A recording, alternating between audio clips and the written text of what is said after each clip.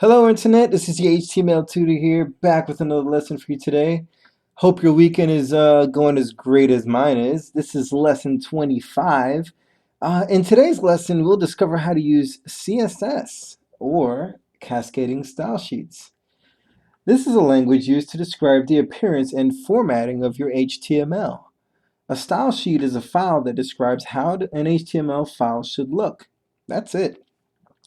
The reason why we say these style sheets are cascading is because the sheets can apply formatting when more than one style applies. This means that you can make it so that all paragraphs are in blue font, but you want one paragraph to have red font. CSS can help you do that. We won't go into anything too much right now, but understand that all web pages are saved in an HTML extension. The CSS pages have their own extension as well, and their own document or page. That extension would be .css. So if you were to see a CSS page, it might look like stylesheet.css. Now, in order for a web page to use CSS, you must link the web page to that CSS document. We use links to accomplish this task, not hyperlinks. The link tag is self-closing and is nested inside the head tag of the web page. Also, a CSS code will always relate to a tag it affects. It will be in brackets, and at the end of the string, it will be closed with a semicolon before the ending bracket.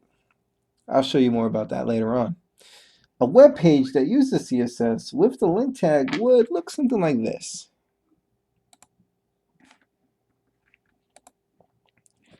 Let me zoom out a little bit so you can read a little better. There you go. So yeah, this is basically it right here. This is exactly how it looks like.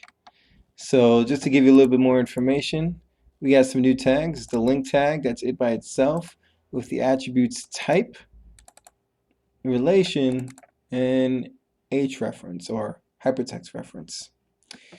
And we have some new CSS code. We have the P and its attribute the color, which you can make red or whichever color you like. And of course, another new CSS code, span. Now, they aren't like tags. They don't get open and closed with brackets, but they are written out like this. And just to give you a better example of how it looks like, you don't have to open it in this type of program. I just happen to have it. But for simplicity's sake, you can still use Notepad. You can even use Notepad++ or any other program you like, really. But I just so happen to have this one just to show a little bit of a differential. But as you can see here, the P tag right here is being targeted by the CSS code P. And with the squiggly brackets here, it just basically says, okay, there's going to be code in between these two brackets, as you can see right here. And then color is the color that it designates for that one P tag to be changed, basically, or modified, which in this case is going to be red. In fact, this changes all P tags to be red. You can actually go ahead and target one specific P tag or several specific P tags, but that's for a later lesson. And the span is pretty much set up in the same way. However, you're going to be writing your own CSS code here. So to go back to the left side of the screen, try this out.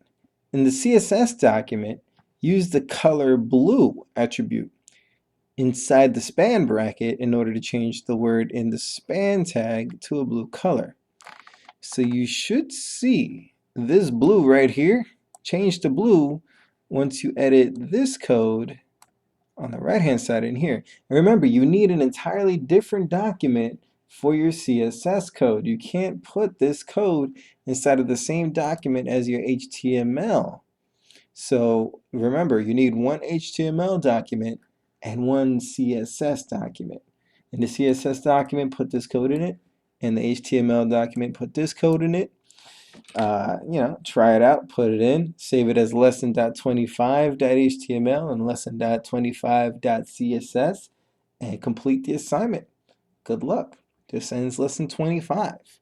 If you like this stuff, go ahead and smash that like button down below and subscribe so you don't miss any more of the HTML Tutor content.